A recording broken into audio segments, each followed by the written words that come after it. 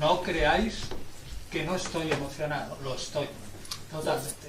Me acuerdo perfectamente cuando estuve aquí y me emociona estar de nuevo con un público tan estupendo como es el que se reúne aquí, y yo lo sé no solamente por esto, sino porque la fama vuela y se entera uno de todo. Bueno, agradezco mucho vuestra presencia y también agradezco la presencia de Alejandro Sierra, el director, editor de Trota, que ha tenido la valentía de hacer la reedición de este libro.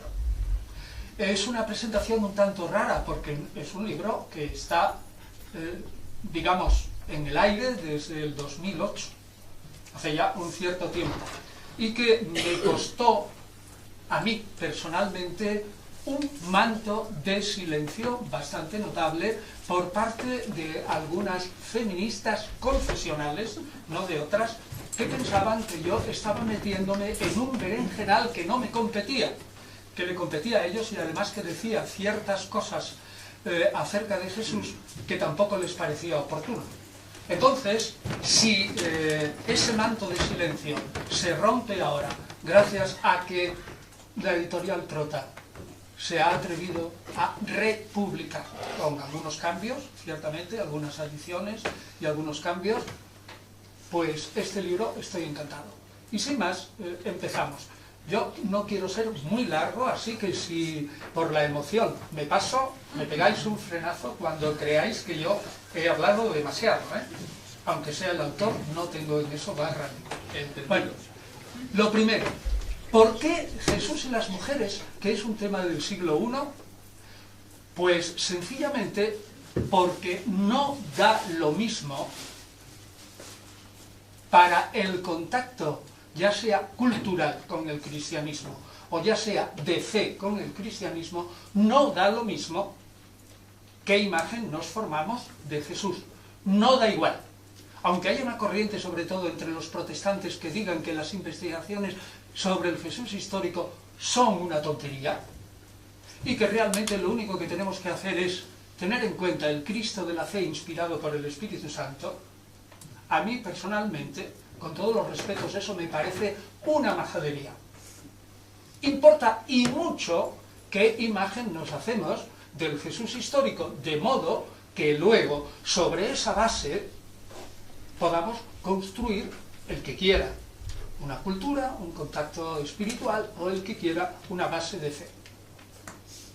Segundo, ¿cómo se forma? Y este es el primer capítulo. El primer capítulo del libro me parece interesante porque he recogido con un colega también que ha publicado en la editorial Trota, que es Fernando Bermejo, 26 puntos acerca del Jesús histórico que yo creo que hay consenso entre los investigadores, tanto confesionales como independientes, a propósito de la vida y la personalidad de Jesús.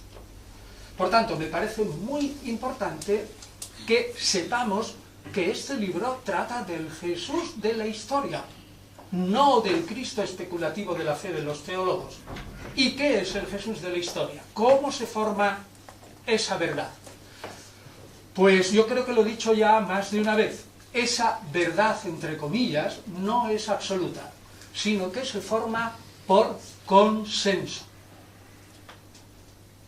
Por consenso.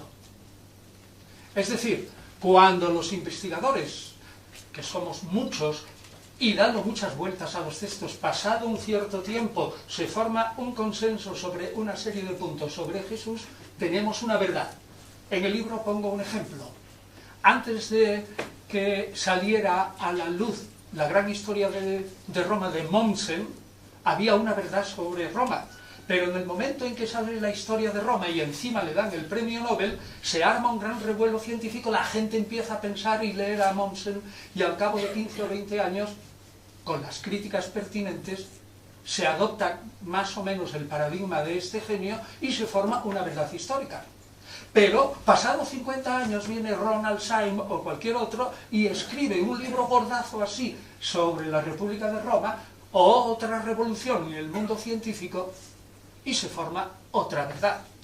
Con esto quiero decir que en historia la verdad absoluta no existe.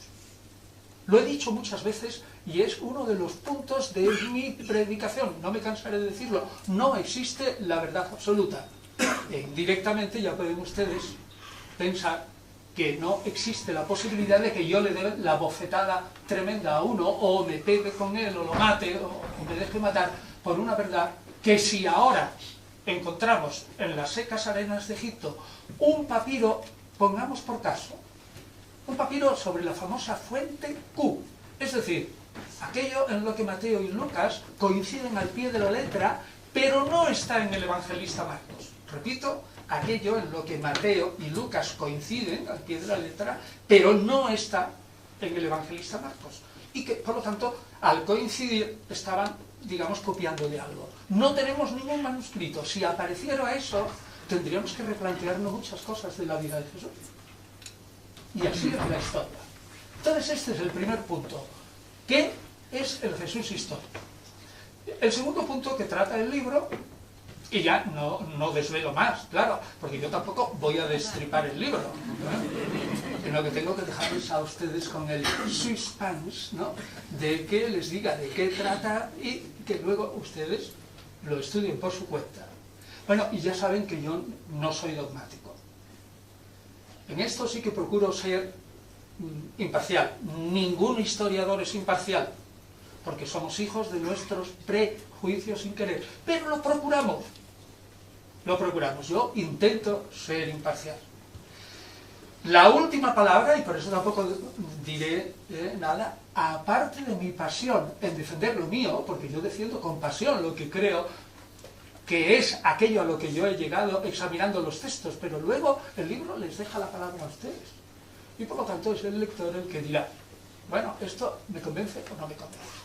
Bien, el segundo capítulo trata de la mujer en la Palestina o Israel del siglo I, y también me parece interesante porque caeremos en la cuenta que en muchos aspectos no ha mejorado nada nuestra situación desde el siglo I hasta el XXI, en otros aspectos sí caerán en la cuenta también que esa especie de cultura cristiana que hay en el fondo de toda nuestra civilización occidental, despojada, sobre todo después de la Ilustración, de muchos matices religiosos, desemboca en una suerte de humanismo que lleva, sin duda, hasta la Revolución Francesa y hasta la declaración de los principios fundamentales del ser humano. Y estoy convencido que aquí el cristianismo, como digo, tiene mucho que ver como sustrato. ¿Y quién lo dice? Como ya me he manifestado también muchas veces, quien lo dice es sobre todo yo, que soy más bien racionalista, filólogo, muy escéptico y cristiano cultural.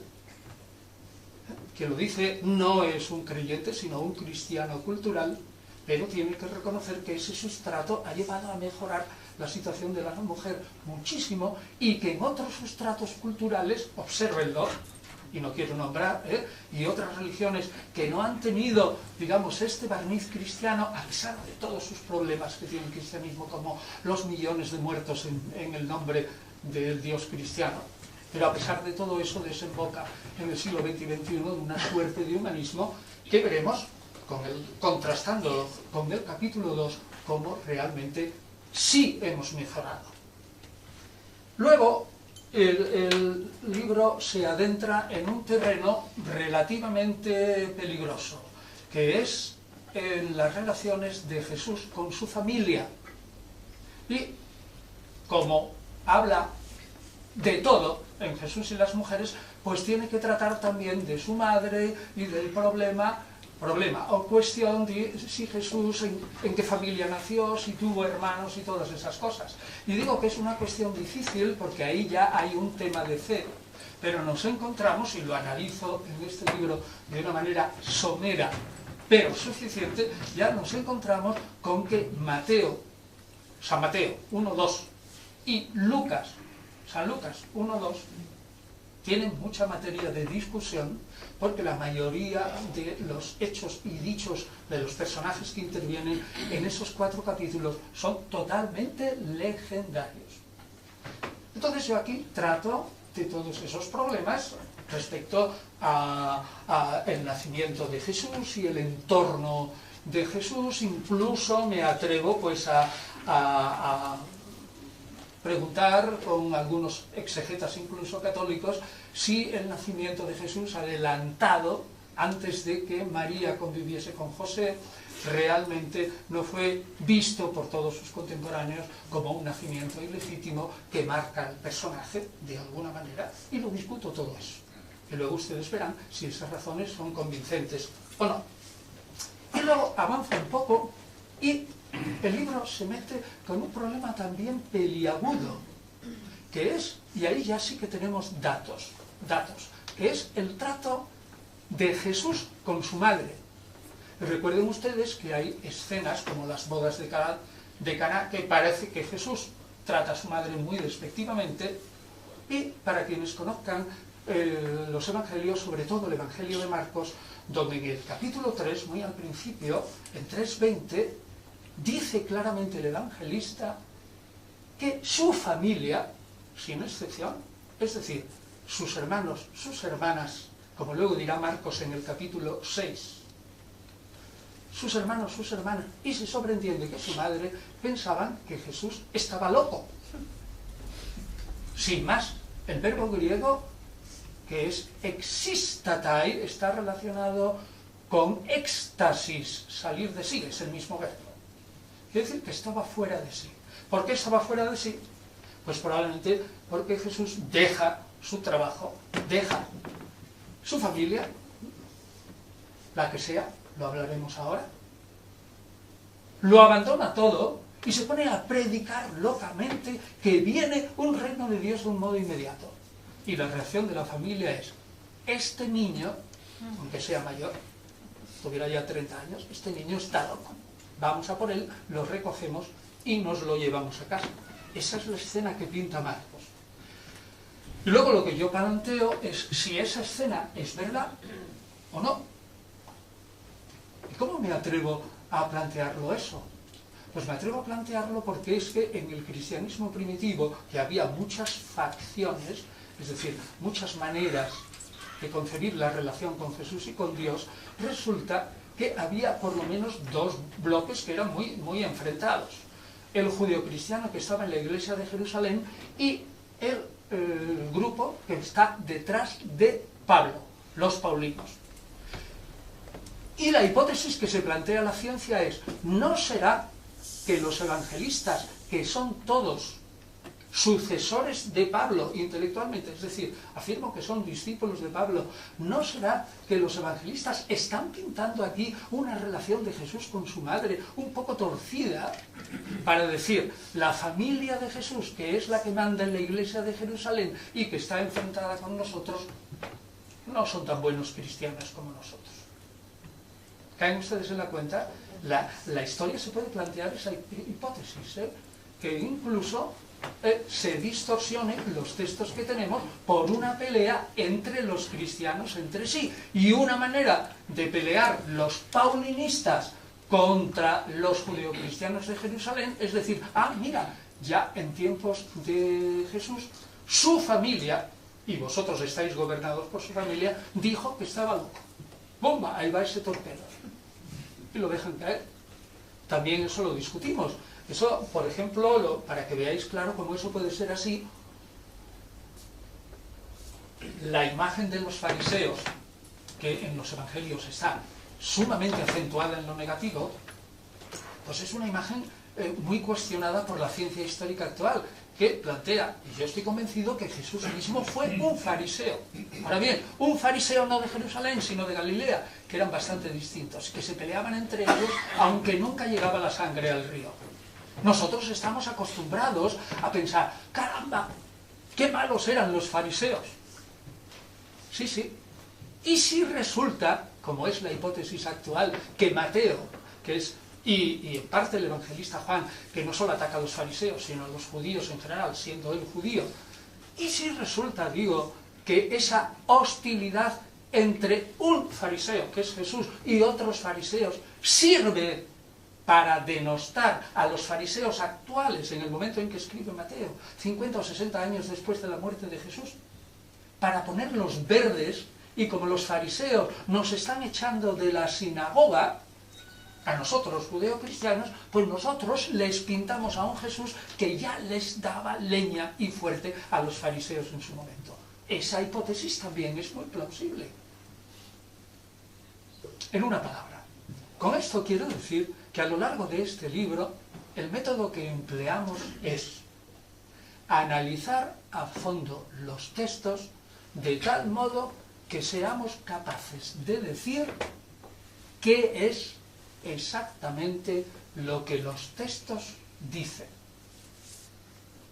También es uno de mis mantras favoritos. ¿Qué dice el texto? Y para eso hay que hacer un análisis. Segundo, ¿el texto puede estar distorsionado por algo? Tercero, vamos a ver si con todo ese conjunto interpreto yo qué es lo que dice el texto y segundo principal, qué es lo que no dice a los ojos de un lector del siglo I. Voy a repetir esta idea. Repito esta idea. ¿Cuál es la labor de un historiador? Pues la labor de un historiador no es decir, esto dice el Evangelio de Marcos y lo aplico a mi vida ahora en el siglo XXI. Ni hablar. El historiador dice, me parece que esto es lo que dice Marcos. Y probablemente los lectores de Marcos, los primeros en el siglo I, lo entendieron de esta manera. Esa es la misión de nosotros. Luego que ya venga la tradición, cada uno que la estudie si puede, y que en el siglo XXI los dichos de Jesús, entendido tal como lo entendían sus discípulos, cada uno que se los haga valer para su vida si le interesa, o los considere un objeto de historia. Así que repito, la tarea de este libro es presentar todos esos textos, y ahora seguimos con los capítulos, presentar todos esos textos de tal manera que nosotros, si pudiéramos, llegáramos a entender lo que el lector de los evangelios entendía en el siglo I. Buena tarea. Bueno, ¿cómo sigue el libro? Bueno, pues entonces viene otro capítulo que me parece muy interesante y que ya empalma con otro de los motivos del libro, que es la historia de Jesús y las relaciones con María Magdalena, que tanto y tanto han dado que hablar en montones de películas, pero en montones, ¿eh? En internet hay una lista de películas de María Magdalena que es apabullante. Y Jesús. Bueno, pues eso ha dado muchísimo que hablar. Entonces el diablo se pone ahí por en medio y todo lo enturbia. Vayamos a los textos. ¿Qué podemos decir, digo, en este libro, de las relaciones de Jesús con las mujeres en general y con María Magdalena en particular, hasta el momento de la cruz? Repito, hasta el momento de la cruz. ¿Y por qué? Porque hasta el momento de la cruz en el que muere Jesús es el momento de la vida histórica de un personaje. Y porque después de la cruz empieza la resurrección, las apariciones, la ascensión y las reinterpretaciones de todos los discípulos de Jesús. Y nos metemos en el campo de la teología y entonces el historiador dice, ahí no me meto porque ese es un campo que no es histórico y allá cada uno. Por eso es tan importante. Y entonces dedico un capítulo entero a examinar, entre otros, qué se dice de la relación de Jesús y las mujeres hasta la cruz. ¿Está claro? Hasta el momento en que un historiador puede hablar. Entonces llegamos a la conclusión, y esto ya les da una pista tremenda sobre qué es lo que dice este libro, llega a la conclusión terrorífica para algunos que todo lo que sabemos de las relaciones de Jesús con María Magdalena está en línea y media aproximadamente, si el papiro es amplio, o en 2 líneas y cuarto en el Evangelio de Lucas. Y de 2 líneas y media se ha sacado muchísimo. 2 líneas y media es el capítulo 8 de Lucas, que dice, y muchas mujeres le seguían a Jesús desde Galilea. Dice bastantes cosas, muchas mujeres le seguían. El verbo seguir es hacerse también discípulo, según Marcos y según Lucas, desde Galilea, no desde el principio, y le servían, hacían de diaconisas. ¿Cómo se entiende este de les servían? Los griegos y romanos, fíjense, los griegos y romanos que pululaban en Palestina ven a un rabino en el siglo I, que no era frecuente, y lo ven rodeado de una corte de mujeres. Lo mismo que ahora, no se olvide que son pueblos semitas y no han cambiado mucho. Ven a un señor en la calle con 12 discípulos, algunos más, rodeado de mujeres. Un griego y un romano, ¿sabes lo que pensarían inmediatamente? Que esas son sus esclavas sexuales, más o menos. Eso es lo que pensarían los griegos y romanos. Entonces hay que plantearse eso. ¿Lo dice en ese sentido el Evangelio de Marcos? Se supone que no. Entonces, ¿en qué sentido les sirven y cómo les sirven con sus dineros? ¿Y cómo podemos construir algo sobre 2 líneas y media? Pues ahí tenemos un capítulo entero. Y ya verán ustedes que se sacan bastantes cosas. Eso lo dejo para la lectura. Bueno, luego hay un capítulo muy importante, las curaciones de Jesús. Bueno, si ven ustedes los libros de feministas confesionales, verán ustedes que hay montones de párrafos en los que hablan de la colocación del pobrecito que está enfermo, de una postración social y que la coloca en la vida normal y bla, bla, bla. Y entonces se fijan en que muchas de las curadas son mujeres. Y de ahí sacan que por curarlas les aseguró. No estoy exagerando. De ahí sacan en muchos libros que Jesús elevó el estatus de las mujeres, de estar tiradas por los suelos hasta una dignidad especial. Bueno, pues entonces el libro dedica un capítulo entero a estudiar una por una todas las curaciones de mujeres. A ver qué pasa. Pero la pregunta sustancial que yo me hago y se harán ustedes es: ¿acaso Jesús curaba a las mujeres porque eran mujeres? ¿Y a los varones porque eran varones? Es decir, ¿curaba más a las mujeres porque eran mujeres? A mí me parece un poco difícil de afirmarlo estudiando así los evangelios. Pero si alguien sostiene que Jesús con las curaciones elevaba el estatus social de las mujeres, tendrá que probar que Jesús curaba a las mujeres porque eran mujeres y para elevarlas de categoría. Aquí hay un tema muy interesante y este se desarrolla en el capítulo 8. ¿Qué conclusiones saco? Bueno, por aquí ya ven ustedes que yo soy un poco crítico y que ya voy exigiendo algo más de fundamento a todas estas gentes que han escrito tal cantidad de libros sobre María Magdalena y Jesús, sobre Jesús y las mujeres y sobre tantas fantasías que en algún aspecto pues lo son así. Y luego hay otro capítulo que también es interesante, que son las parábolas en las que intervienen mujeres. La viuda y la mujer que barre la casa y que busca, la mujer que da todo en el templo, que también es viuda. Resulta que es cierto, y esto sí que es un punto, puede ser que sea verdad, y yo aquí rompo una lanza en que es posible, resulta que los paradigmas en los que intervienen mujeres en las parábolas de Jesús son bastante positivos. Y eso hay que aceptarlo. Como por ejemplo, es curioso, tanto Jesús imitando al Yahvé del Antiguo Testamento como algún otro, raro, pero Jesús se compara no con un gallo, que le importan los pollos nada, se compara con una gallina, que recoge como una gallina clueca a sus polluelos y los protege.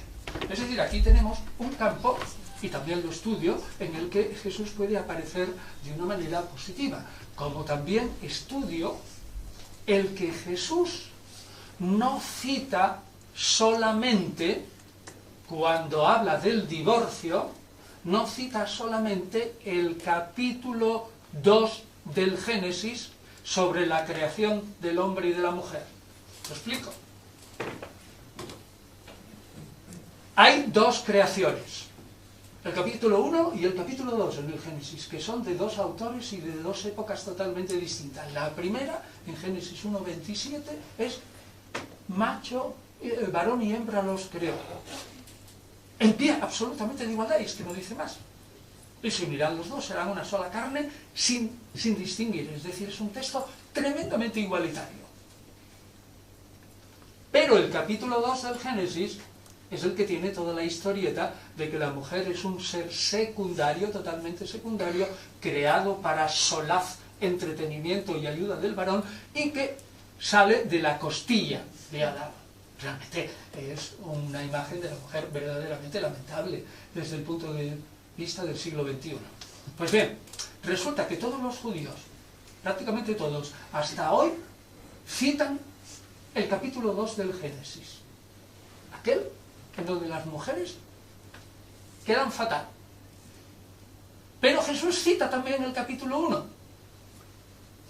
Es decir, tiene un aspecto igualitario. Y entonces también ahí se puede presentar a Jesús como una buena luz. Pues todo eso lo discuto en el capítulo en el que hablo del divorcio. Aquí sí que hay tela interesante porque hay mucha aplicación de lo que hizo Jesús con lo que ahora se está discutiendo. Bueno, ya no se discute nada, pero vamos, que ya, bueno, pues el divorcio espero que sea una cosa normal. Pero aquí también me planteo algunas cosas que he leído y que son extremadamente curiosas en la literatura. Por ejemplo,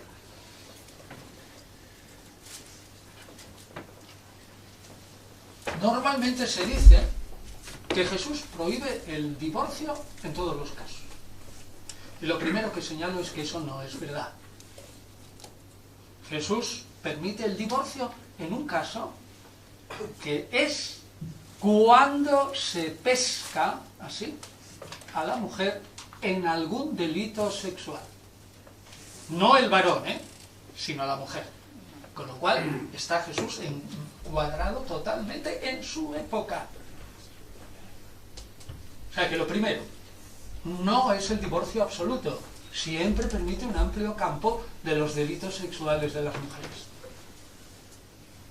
Pero ¿acaso cuando permite el divorcio se puede, no permite el divorcio nada más que en un caso, se puede escribir, como he leído yo con gran asombro, que Jesús instituyó o instauró cuando predicaba contra el divorcio?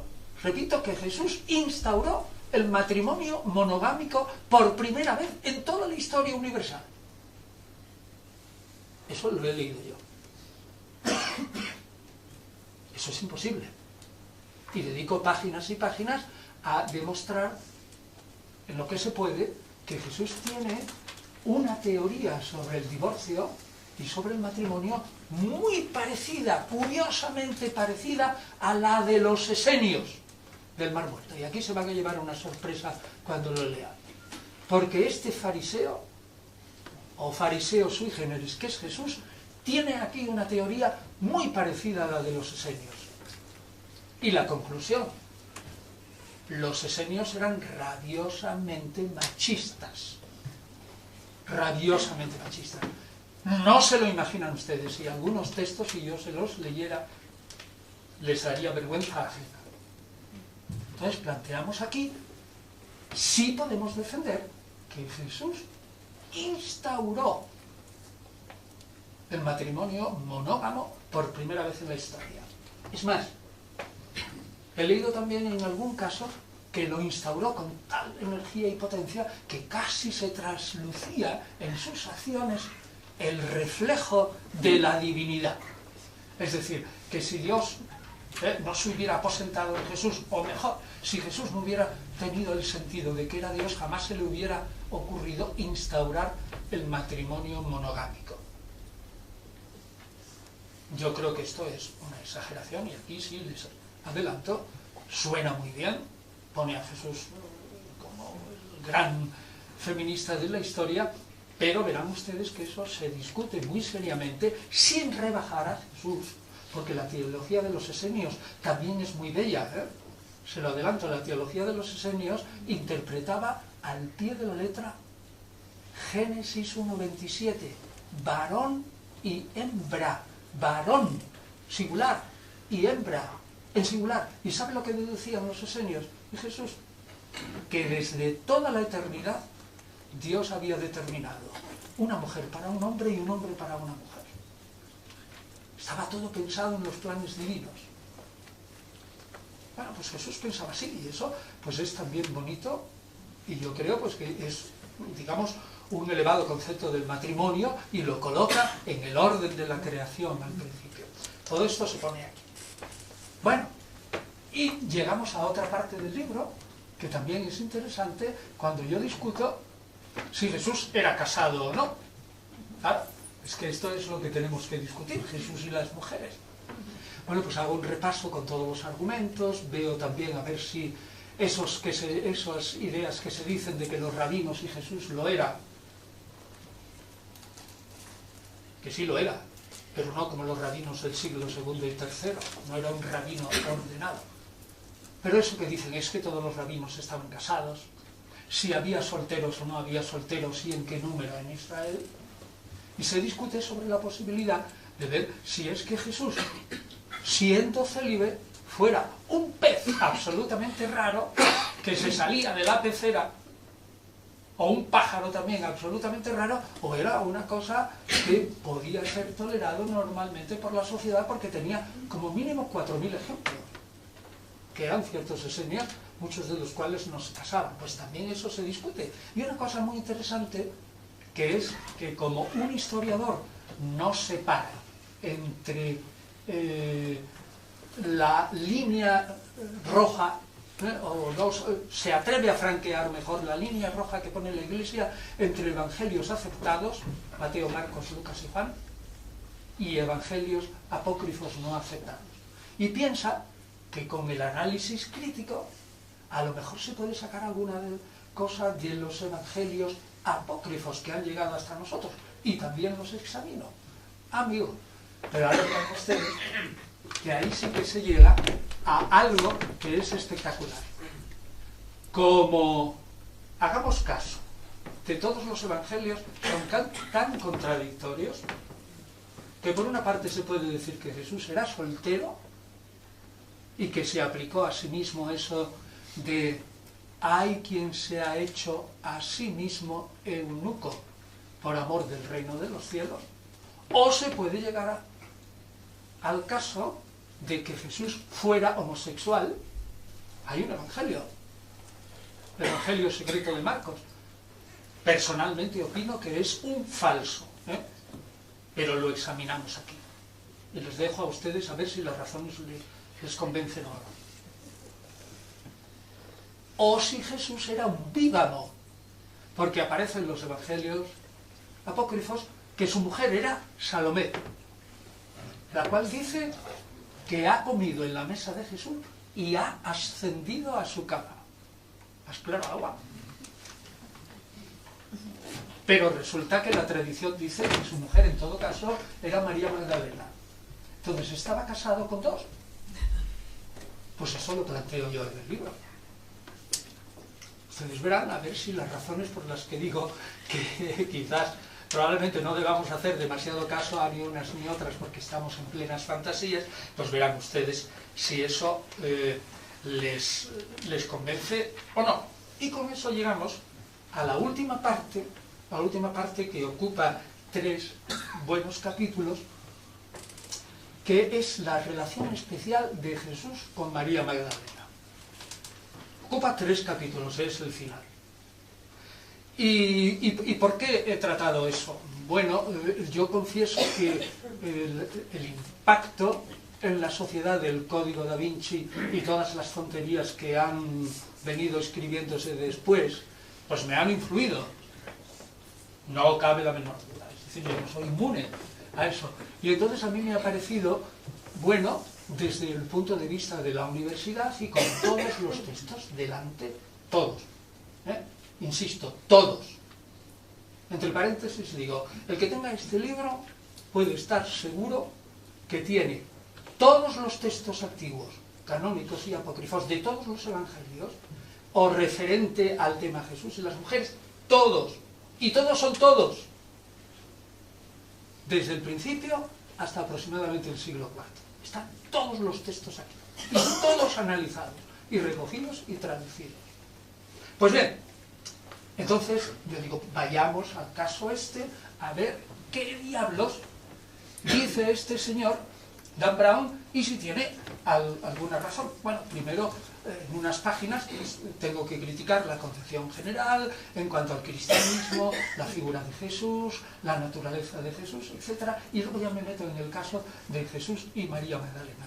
Y entonces es cuando aparece en este libro el análisis detallado de aquellos textos, justamente, que sí recoge, aunque de una manera errónea, Dan Brown en la novela, que es el Evangelio de María Magdalena y el Evangelio de Felipe, con los famosos textos: Jesús amaba a María Magdalena más que a ninguna otra, o ese es Evangelio de María, o Evangelio de Felipe: Jesús amaba a María Magdalena y la besaba en la agujero en el papiro.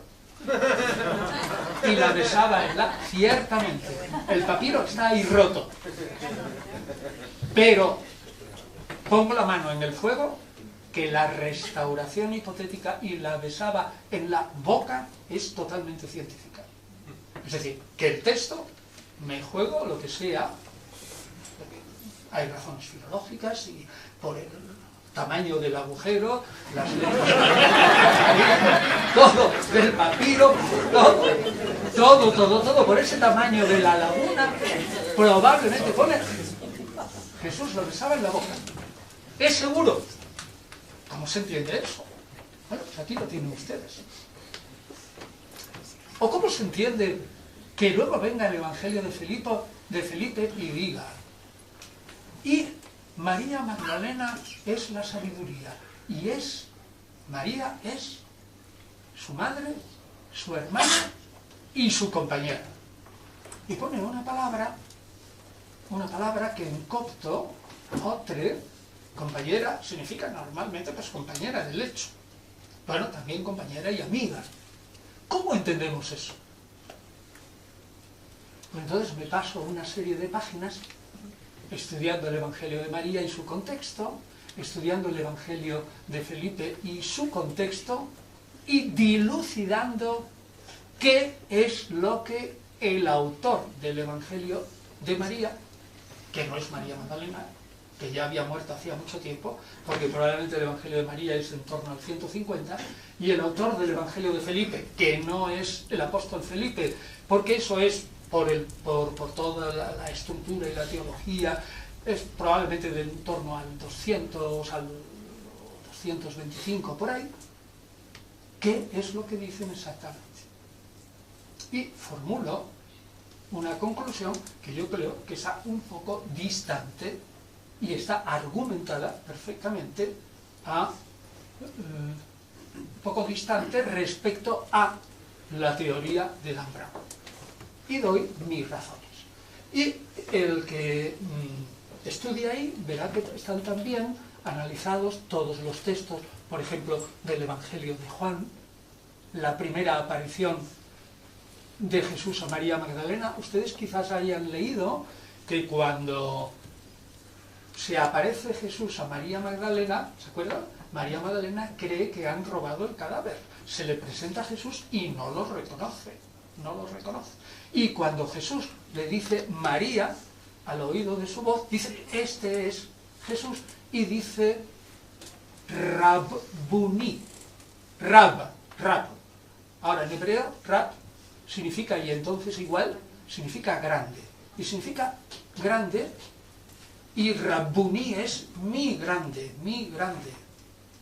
El hebreo es como el vasco, que tiene los artículos y eso a veces se los pone detrás.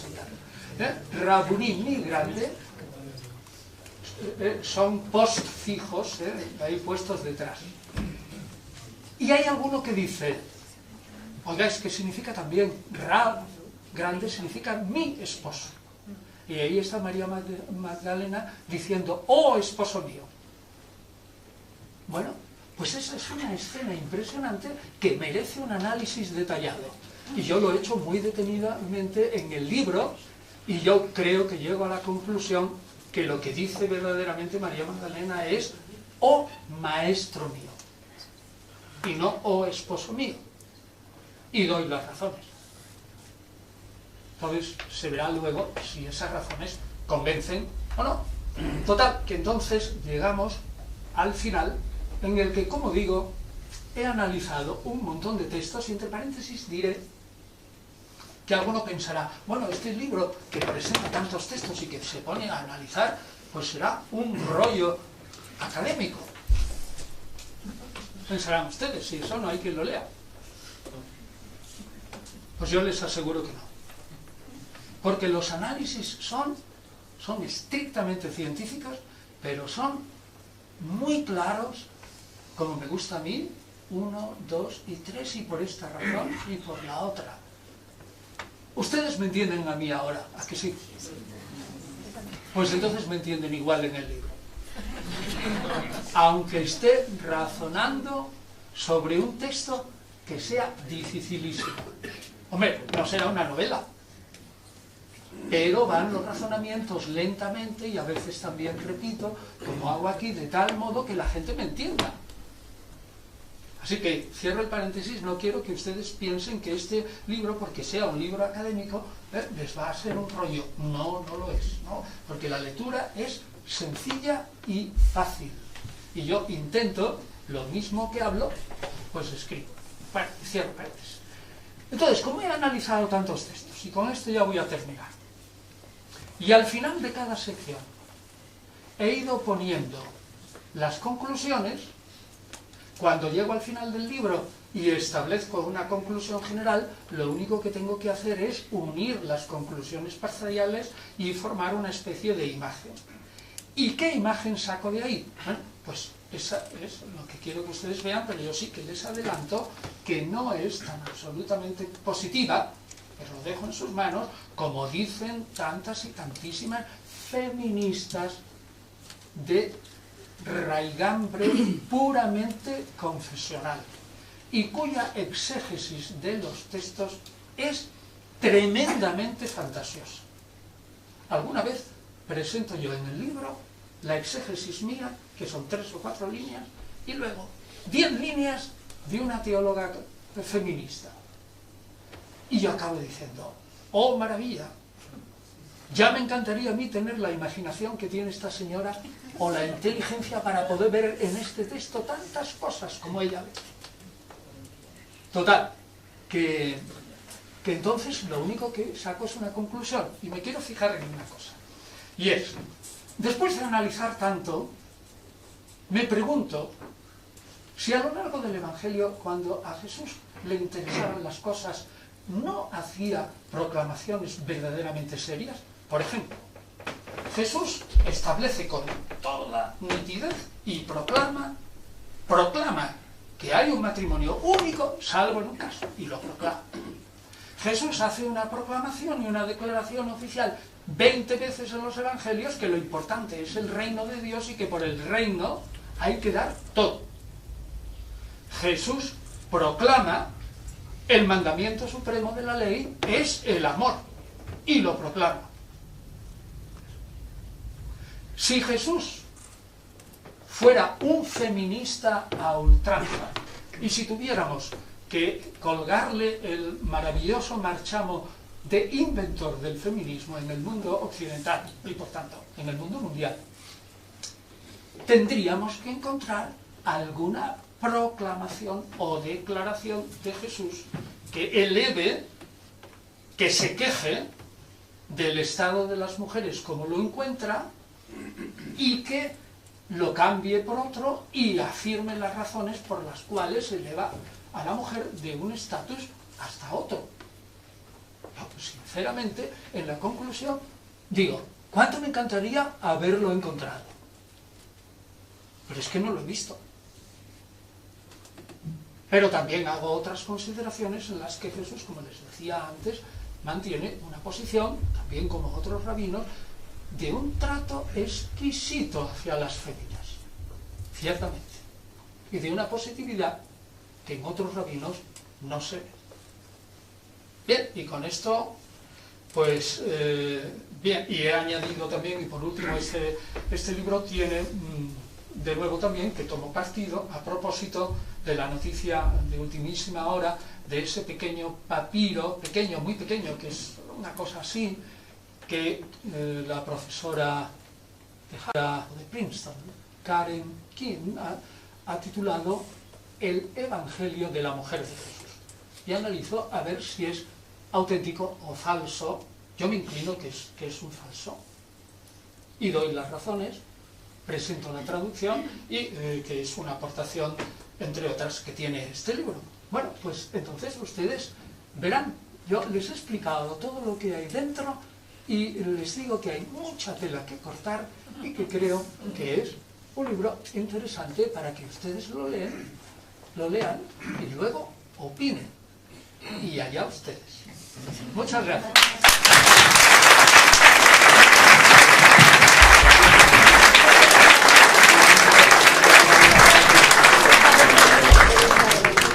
Lo que sí parece claro es que en la época de Jesús había chicos, había chicas y tenían algún tipo de relaciones. Así es que para el libro leerlo y organizamos una tertulia otro día. Bueno, pero ahora también hay que ahora hay preguntas y respuestas, si es que lo sé, si sé responder, que yo muchas veces digo, pues no lo sé. Bien, entonces, la práctica para los que sois más nuevos en la casa, y estoy mirando algunos de nuestros habituales, no es hacer una tesis, un desarrollo largo, 3, 4 capítulos y luego hacer la pregunta, no. Vamos a ir al turrón, vamos a hacer preguntas concretas para que sean claritas y, como la vez anterior, Antonio tendrá a bien responderlos. ¿Quién arranca? Fernando. Por ahí levantaron la mano primero. Una pregunta, digamos, previa sobre el tema de María Magdalena. ¿Desde cuándo se inicia esa confusión que hay a lo largo de toda la historia y que quizás la Iglesia lo acepta o no lo acepta, pero nosotros vemos cualquier cuadro en el Museo del Prado y aparece siempre la María Magdalena pecadora, entre la María Magdalena auténtica y la mujer aquella que va a llorar con Jesús y luego la hermana de Lázaro, hay un lío que parece que todo se reanima para la mayoría de la gente? Lo trato. Porque no lo aclaran. Muy buena pregunta, no he podido tratar todo, sí que lo presento en el libro con cierta claridad. Lo puedo decir aquí, ciertamente en los evangelios hay distintas Marías, María la Madre de Jesús, María la de Cleofás, María Magdalena, María de Betania, hay una pecadora en el capítulo 7 de Lucas, hay una adúltera en el capítulo 7 final, 8 de Juan, que en otros manuscritos lo presentan en el Evangelio de Lucas, es decir, hay una serie de personas que tienen unas ciertas características, todas bien relacionadas con Jesús, obtienen el perdón, son amigas de Jesús, etc. Son distintas, y la tradición oriental, de la Iglesia oriental, las mantiene rigurosamente distintas. En todo caso, puede unir la pecadora de la unción, no María de Betania, sino esa pecadora innominada, con María Magdalena, pero nada más. Son distintas, pero la tradición occidental recoge una idea que empieza, y ahora le respondo directamente, con Efrén Sirio, 380, en torno a finales del siglo IV, en el que empieza a mezclarla. Pero él es, digamos, la gran explosión, el espoletazo de salida de esta carrera de unir es con el Papa Gregorio Magno, en una famosísima homilía del año 591, Gregorio I Magno, que está recogida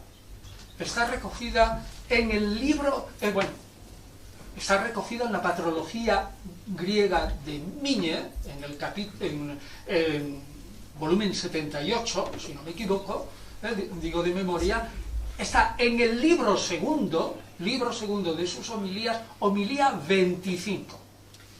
Exactamente. Y ahí es cuando dice, ¿y quién Si no, María Magdalena ha de ser esa pecadora arrepentida. ¿Y quién, si no María Magdalena, puede ser esa mujer adúltera? ¿Y quién es esa que era tan amiga suya, que vivía en Betania, sino esta mujer que tenía casa en Betania y en Magdala, etcétera? Y entonces forma una amalgama y a partir de ahí lentamente vence ese aspecto, ¿no?, sobre todo de prostituta, que está totalmente arrepentida y que gracias al contacto con Jesús se transforma en el paradigma maravilloso de la mujer arrepentida. O sea que a partir del 591 y luego viene una unión clara en la famosa leyenda áurea, finales en el siglo XIII.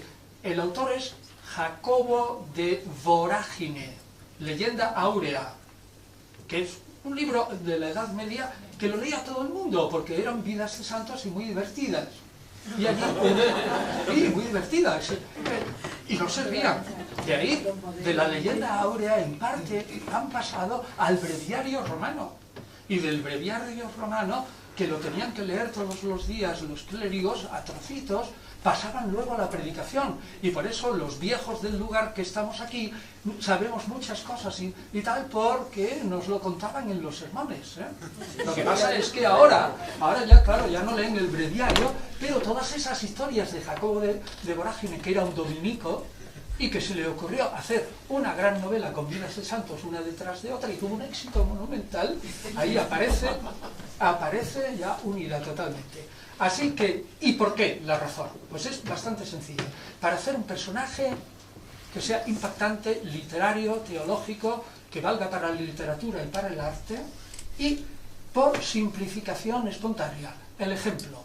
En la Biblia hay, si lo leen ustedes, en el Antiguo Testamento aproximadamente unas 200 clases de demonios. Sin embargo, cuando termina la Biblia y empieza toda la literatura que llamamos entre un testamento y el otro, literatura intertestamentaria, se observará en toda esa época, desde la muerte de Alejandro Magno hasta la época de Jesús, todos los demonios de 200 clases se van concentrando lentamente en 2 o 3 clases. De 200 a 2 o 3 clases. Y de 8 o 10 jefes, con muchos nombres como Azazel y Belzebud y Maquebecus y otros nombres, Belial y otros nombres raros, se concentra en uno solo, que es Satán, el acusador. Es decir, que es una tendencia espontánea del ser humano para manejar las cosas con facilidad. Fernando. En el caso de María Magdalena, bueno, por razones históricas, como ha sido la sociedad siempre, ¿no? Pero fue un juego muy sucio porque, desde mi punto de vista, María Magdalena, bueno, yo es que hice filosofía pura y luego me marché con el movimiento de la contracultura, me marché a la India con el movimiento hippie y todo eso, porque íbamos buscando a los maestros. Entonces, en la historia de Jesús, cuando la ves desde la perspectiva que nosotros la vivimos en India, es muy parecida.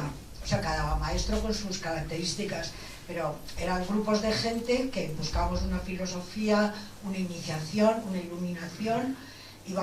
Buscábamos un maestro, éramos itinerantes, dormías aquí, te levantabas allí, vas de un sitio, ibas a otro. Había mujeres, había hombres, había gente de todas las edades, de todas las nacionalidades, pero es un movimiento universal, ¿no? Lo que ha habido en los años 70, 60, 70. Y que ha dado paso a todo lo que es ahora, toda la nueva era y el pensamiento positivo y todo lo que estamos hablando ahora. Y la realidad virtual y todo, o sea, el movimiento hippie ha sido sub-internet, salió del movimiento hippie. Bueno, el caso es que cuando yo veo la posición de María Magdalena, a mí me recuerda mucho eso, o sea, no, sobre todo cuando se la acusa de que, bueno, se habla de que había una María que tenía lo de los demonios y todo eso, pues claro, es que en el proceso místico y en el proceso de investigación hay un brote psicótico, o sea, pasas por fases de locura. Si no pasas por fases de locura, no entras en el movimiento místico, vamos, es así. Si no te quedas en una religión normal o convencional, o sea, entonces, pues, no, pues eso que que el convencionalismo ha dado, pues claro, es lo fácil, ¿no? La chica diferente, la chica que tiene el brote, la chica que busca al maestro, que incluso está enamorada del maestro, que puede ser su esposa, pues lo más fácil es que se haga prostitutas, que eso es facilísimo. O sea, eso es un convencionalismo súper fácil. Porque se sale fuera del paradigma de la mujer, o sea, la mujer es casada, o monja, o sea, bueno, una religiosa oficial, o es una prostituta, prácticamente hay esos papeles, ¿no? Y yo creo que María, yo la veo como eso, como una iniciada que va buscando y se encuentra, que luego fueran esposos o no, pues es que no tiene ninguna importancia, nos está lo mismo. Vale, usted ha hecho más que una pregunta, es un comentario, es decir, que María Magdalena es un paradigma de la mujer fatal, que la pintan como fatal, pero que luego se arrepiente, es decir, que es un paradigma que se repite en todas las culturas. Bien, yo estoy de acuerdo. Solamente lo que le diría es que quizás exageramos un poco en el sentido de iniciación que tienen los discípulos respecto a Jesús. Jesús es un rabino como otros apocalípticos y muchos de la época, y es un rabino exorcista y curador como otros rabinos que había en Galilea. Pero con una diferencia, ojo, impartía ciertamente, y lo dice claro el Evangelio de Marcos en el capítulo 4:12, con toda claridad, 4:12, dice claramente que él imparte los misterios del reino de Dios a unos pocos. Eso es cierto, hay una iniciación. Pero el rabino Jesús tiene una cosa que no tiene en esta comparación con otros maestros orientales, y es que es un hombre apodíctico y que dice, el reino de Dios viene y es obligatorio aceptar mi mensaje. Y el individuo o individua que no acepte mi mensaje se va al infierno. Claro, era judío, ciertamente.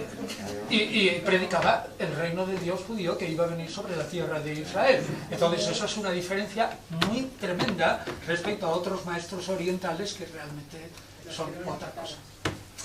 Hay una diferencia. El maestro oriental nunca va a tener es otra cosa. dogmatismo porque es absolutamente absurdo. Sí, yo sé que es muy difícil porque hay muchos textos que nombra usted en el libro, tanto canónicos como apócrifos, y habrá más, porque también puede haber Celso contra los cristianos y Orígenes, para ver cómo era el mundo de aquella época y qué pensaban de los cristianos, los romanos, por ejemplo, ¿no? Pero a mí hay una cosa que me interesa para decirlo muy breve. Hay un personaje que es José de Arimatea, en el que se cuenta que cuando él escapa de la cárcel o lo dejan, se va con las mujeres, con María Magdalena y con otras mujeres y otros discípulos, y emigra a Europa, y él luego sigue a Inglaterra. Entonces, ahí se puede encontrar alguna información más que esos dos párrafos que usted me decía. Rotundamente no.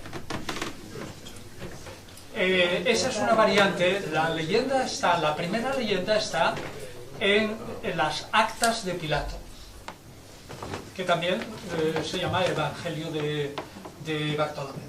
Actas de Pilato, fundamentalmente, y son más hechos que evangelios apócrifos, aunque yo los publico en todos los evangelios. Lo primero que le diría es: la ciencia histórica moderna duda hasta de la existencia de José de Arimatea. Si usted analiza los textos canónicos sobre José de Arimatea, son extremadamente sospechosos, y aparece como un deus ex machina para preparar un descenso y un enterramiento digno de Jesús, que además tiene muchas variantes. Aparece también un personaje en el Evangelio de Juan, que es Nicodemo, que no está en los otros evangelios, Mateo, Marcos y Lucas, y que tiene un papel extraordinario en la dignificación del descenso y del enterramiento de Jesús. Pero en mi opinión, y en la de muchos historiadores, existe una contradicción irresoluble entre esa tradición de un enterramiento honroso y glorioso en una tumba nueva de piedra, etcétera, en la que interviene José de Arimatea, que solo aparece ahí de repente, con la tradición que se recoge en los Hechos de los Apóstoles, capítulo 13, que es un discurso de Pablo en Antioquía de Pisidia, una ciudad de Asia Menor, Pablo al principio, y que lo tienen ustedes, cito de memoria, 13, 28 o 29, en la que dice exactamente otra tradición, y que es tremendamente contraria y mucho más verosímil, a saber, que no fue José de Arimatea ni ningún discípulo quienes enterraron, descendieron el cuerpo y enterraron a Jesús, sino que fueron las autoridades judías, naturalmente por medio de sus subordinados, quienes cogieron no solamente a Jesús, sino a todos los demás, porque era la víspera de la Pascua y no se podía impurificar la ciudad dejándolo a la gente allí, a que los cadáveres, a que se le comieran los carroñeros, los bajan de la cruz y los entierran, dice Lucas, Hechos de los Apóstoles, en un monumento. Lucas emplea una palabra en griego, nemeion, que es una palabra muy adornante, ¿no? Pero realmente si lo entierran las autoridades judías a unos señores que son considerados malhechores, que los acaban de castigar, naturalmente no los ponen en un monumento, sino en una tumba común, que sabemos perfectamente que existía en Jerusalén. En Jerusalén había dos terrenos. Uno, para enterrar a todos los peregrinos santos, justos, que morían por casualidad en las fiestas. Y había que enterrarlos allí. Y había otro terreno en el que se enterraban a los individuos que eran malhechores comunes. Se supone, aunque no lo diga el texto, si es verdad esta tradición, que Jesús fue enterrado con los malhechores comunes porque acababa de ser condenado en cruz como un sedicioso contra el imperio. ¿Y por qué? ¿Y por qué? Y aquí viene la pregunta. La ciencia histórica normalmente acepta que esta tradición de hechos es mucho más verosímil que la de José de Arimatea, con lo cual le quitamos la base a toda la leyenda posterior. Pues porque normalmente nadie se echa piedras contra su propio tejado. Lo normal es que si mi padre ha muerto fatal, pues yo intente dignificarlo. José de Arimatea, Nicodemo, 100 libras de perfume, monumento tallado en la roca, etc. Mientras que Jesús fuera bajado por las autoridades a toda prisa con nosotros dos y enterrado en una tumba común de malhechores, eso es una cosa que le viene fatal al cristianismo. Luego lo más probable es que sea una tradición que está ahí y que no se puede ocultar porque está ahí. Luego lo más verosímil es la tradición que llamamos nosotros la más difícil. Entonces, ya le respondo directamente. Todo eso de José de Arimatea y más de Francia e Inglaterra y todas esas cosas y tal, eso es puro cuento, no chino, sino medieval. A mí me gustaría saber, por favor, hola, yo quisiera saber con qué criterio se han clasificado los evangelios entre canónicos y apócrifos. Vale. Es una pregunta impresionantemente difícil de contestar. Muy oportuna, pero muy difícil. No viene estrictamente a cuento de esto, lo da por supuesto, porque no tratamos aquí todo. Le puedo responder directamente. No hay un solo documento, y lo he escrito muchas veces, ni un solo documento en toda la historia de la Iglesia que responda a su pregunta. La Iglesia no ha dejado ni un solo documento sobre ese proceso, ni el porqué. Entonces, todas las historias del canon del Nuevo Testamento se basan en leer entre líneas lo que va ocurriendo en los historiadores cristianos, como Lucas y algunos otros, y en los apologetas, y en los primeros padres en torno a 180, Ireneo, Justino antes, Justino Mártir 150, Teófilo, Atenágoras, Tertuliano, final del siglo II y primero del tercero, para ver cómo se va formando y en qué momento podemos decir que tenemos una lista de libros sagrados. Pero nos encontramos con el hecho de que probablemente en el 200 aparece, probablemente también, y digo muchas veces probablemente porque todo esto no lo sabemos, aparece una lista en Roma donde de los 27 libros que son canónicos en el año 200, es decir, el inicio del siglo III, aparecen ya 23. Es decir, prácticamente el canon como hoy. Y no nos han informado de por qué. Ahora, deducimos, ¿cuáles son las razones? Pues probablemente las razones son estas. Una, que los escritos que cuentan la vida de Jesús tengan el marchamo de haber sido escrito por un apóstol o alguien que estaba al lado de los apóstoles. Es decir, Juan, habría mucho que discutir con él, Mateo o Lucas, discípulo de Pablo, y Marcos, discípulo de Pedro. Segundo, que se atengan a una regla de la fe. A una regla de la fe. Es decir, que no digan disparates conforme a todo lo que cree el común de las iglesias cristianas de ese momento. Segundo argumento. Y tres, que sean considerados de algún modo sagrados y se lean todos los domingos en las iglesias, en las principales iglesias del orbe cristiano en ese momento. No habría a lo mejor más de 10 o 15.000 cristianos, bueno, no, quizás un poco más, ¿no?, en el siglo III, y las iglesias importantes las sabemos. Entonces, con esos tres argumentos, repito, procedencia apostólica directa o indirecta, que no digan burradas sobre Jesús, es decir, que se atengan a una regla de fe, y tres, que sean leídas en las iglesias, probablemente esos son los argumentos. Y luego yo he defendido que la inspiración no desempeña ningún papel. Es decir, y los libros inspirados, la inspiración, ningún papel. ¿Por qué? Porque en el siglo II todos los padres de la Iglesia y todos los cristianos se creían que estaban inspirados.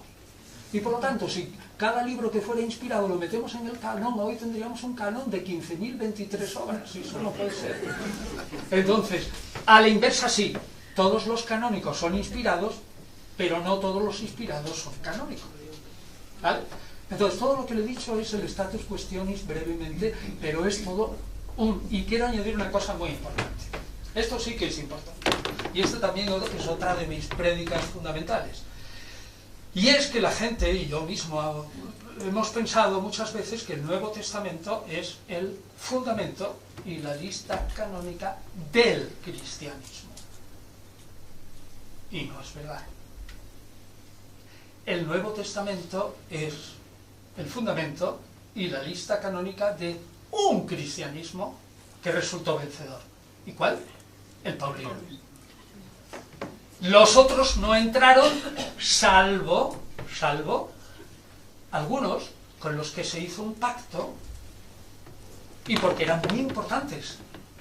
No entra casi nada gnóstico, casi nada. Entra el Evangelio de Juan, que ya es bastante, pero no entran gnósticos estrictos, pero sí entran judeocristianos que de alguna manera tienen una concepción paulina de la muerte y resurrección de Jesús, que es lo fundamental para Pablo, como es Mateo, o Judas y la epístola de Santiago, que de alguna manera presentan una moral, ahí no hay teología apenas en Santiago ni en Judas, presentan una ética y una historia de Israel que es aceptable para las iglesias paulinas. O sea, las iglesias paulinas hacen un pacto. ¿Y por qué esto es un pacto? Y esto lo he escrito y lo he puesto en muchos sitios, y creo que es un argumento tremendo, y es porque el Nuevo Testamento es una construcción artificial. Fíjense ustedes, 4 evangelios como los 4 puntos cardinales de la Tierra. La Tierra es así, ya redonda o cuadrada, norte, sur, este y oeste. 4 evangelios, 4 puntos cardinales. 14 epístolas de Pablo. 7 más 7. 14. Incluso eran 13 y se mete Hebreos para que haga el número 14, que no es de Pablo ni nada que se le parezca. 7 más 7. 7 epístolas que no son de Pablo.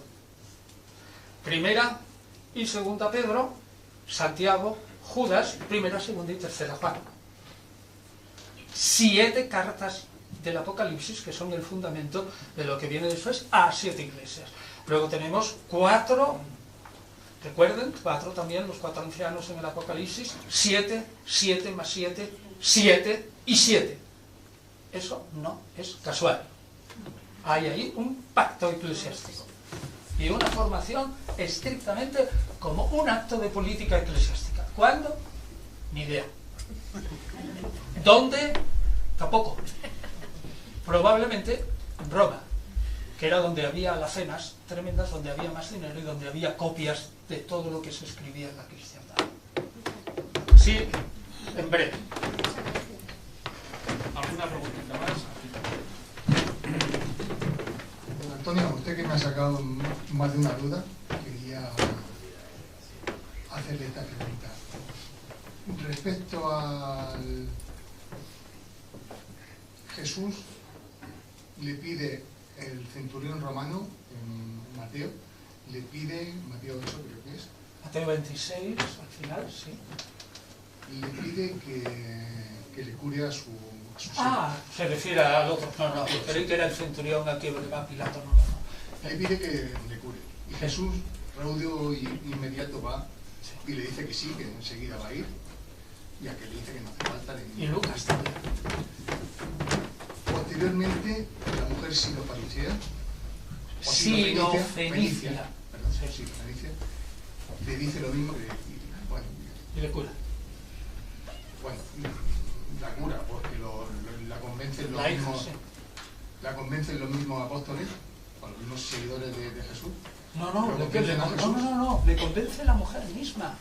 Recuerde que le dice, Jesús le dice, yo tengo comida para los hijos, pero no para los perros, fíjese qué nacionalismo, para los perros las migajas de la mesa.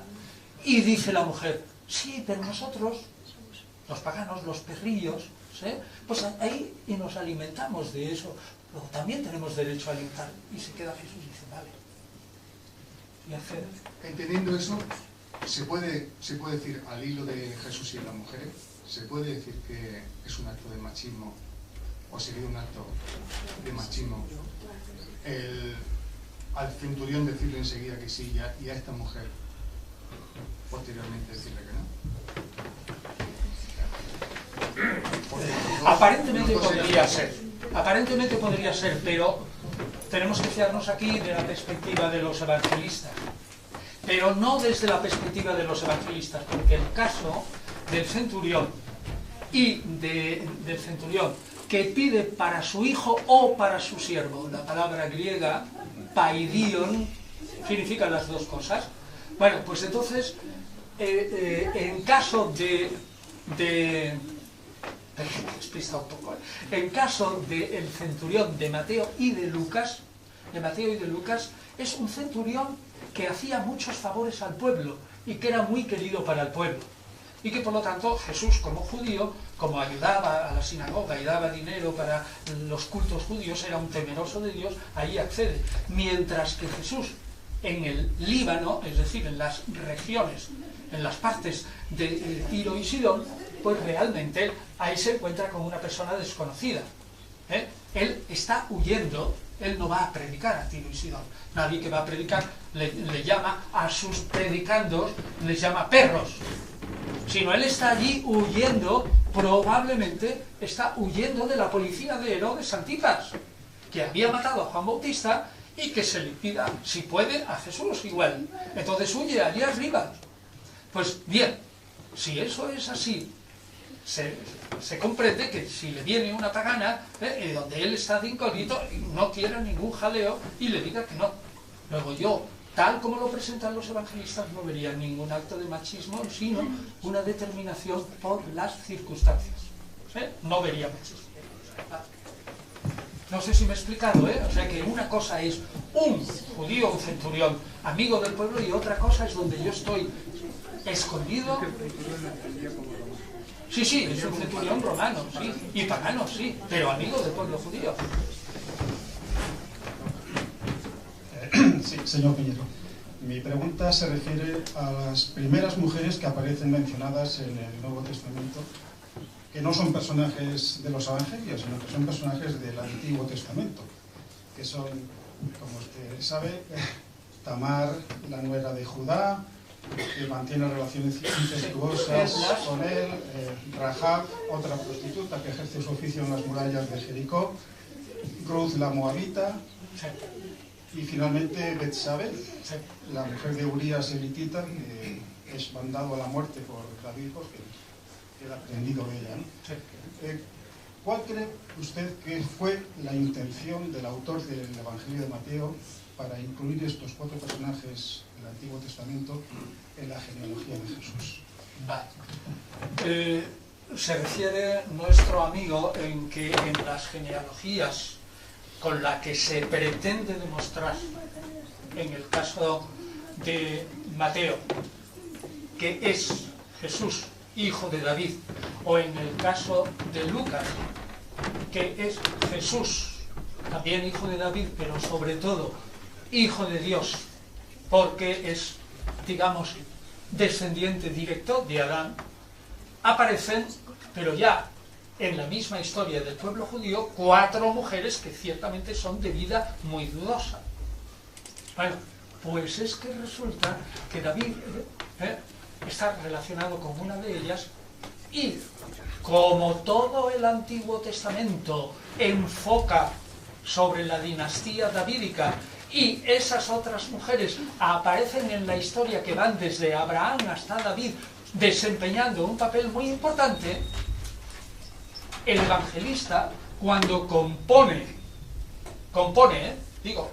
esas genealogías o la tradición que está detrás de él en su comunidad, no tiene más remedio que aceptar lo que le dice el Antiguo Testamento, porque el Antiguo Testamento no pone pero ninguno a demostrar y especificar que en la línea de Abraham a David hay 4 mujeres de vida irregular.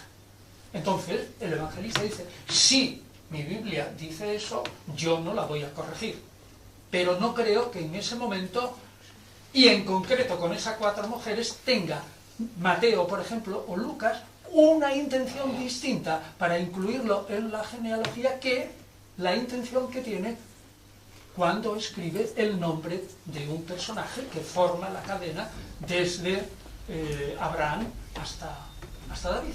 No creo que haya una intención especial, sino simplemente que su historia sagrada se lo pone así. Yo no veo ahí, digamos, ¿usted qué vería? O sea, ¿con qué intención lo dice? ¿Usted qué vería? Como que quiere exaltar, por ejemplo. No, yo me imagino por dónde va usted. Mateo es consciente que el nacimiento de Jesús, y Juan también, el evangelista Juan, corre en bocas de la gente que el nacimiento de Jesús es ilegítimo. Eso es claro. ¿Por qué? Porque nace, como dije, antes de que los esposos vivan juntos. La boda es, primer paso,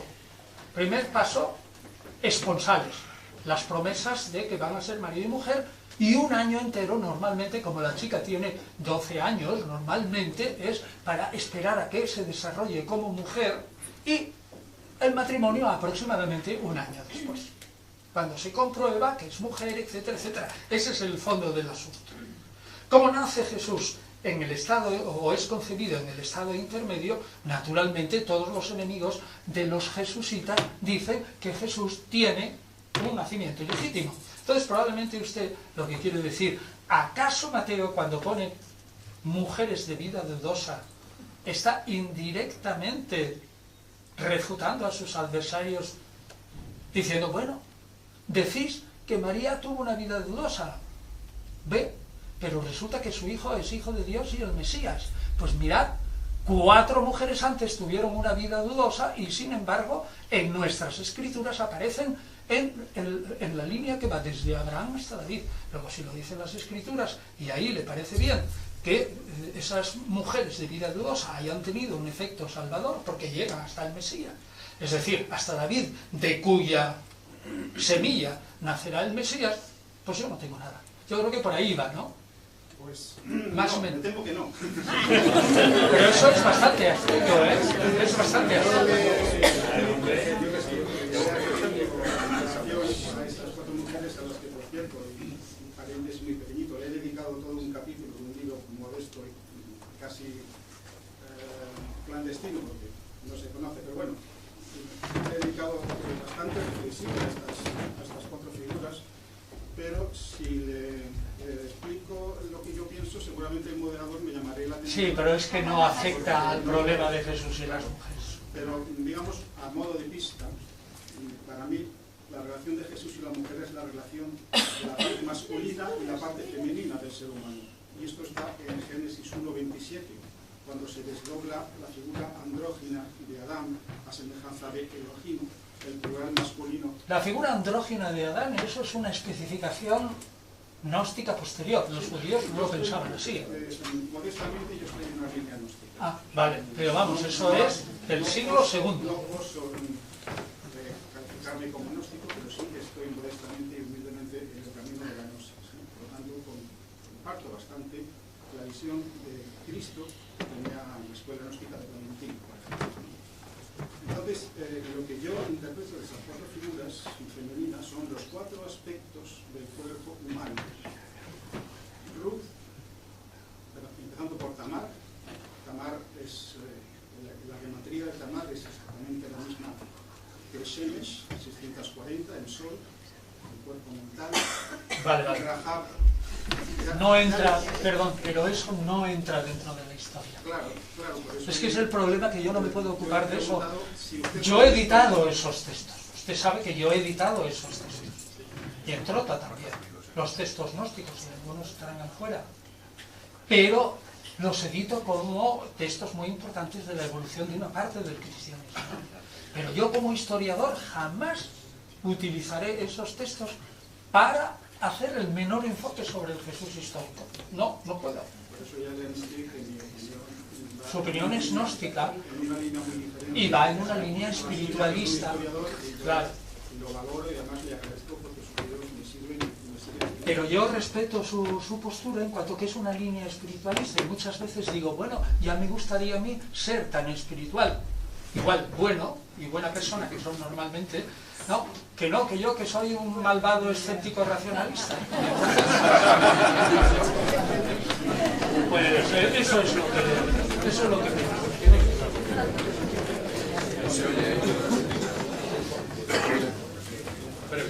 Don Antonio, un placer tenerlo por aquí. Un placer tenerle por aquí. Yo le invitaría, sin despistar, que aprovechara mi pregunta para hablar de otras componentes de su obra escrita.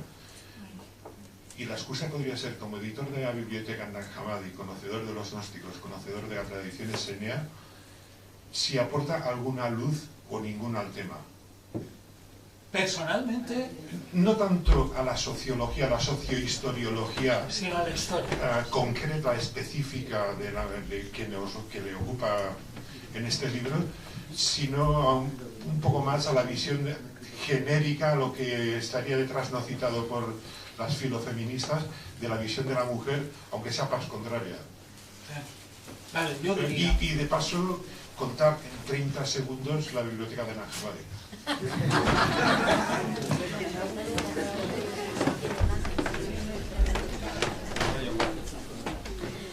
En 1945 se descubren 13 códices. Códices son como libros, con tapa de cuero y con pergamino, es decir, con no papiro, sino con piel de ternera. Y ahí aparecen aproximadamente 50 tratados gnósticos, de los cuales más de unos 42 no serán totalmente desconocidos. Y de repente hay una explosión tremenda.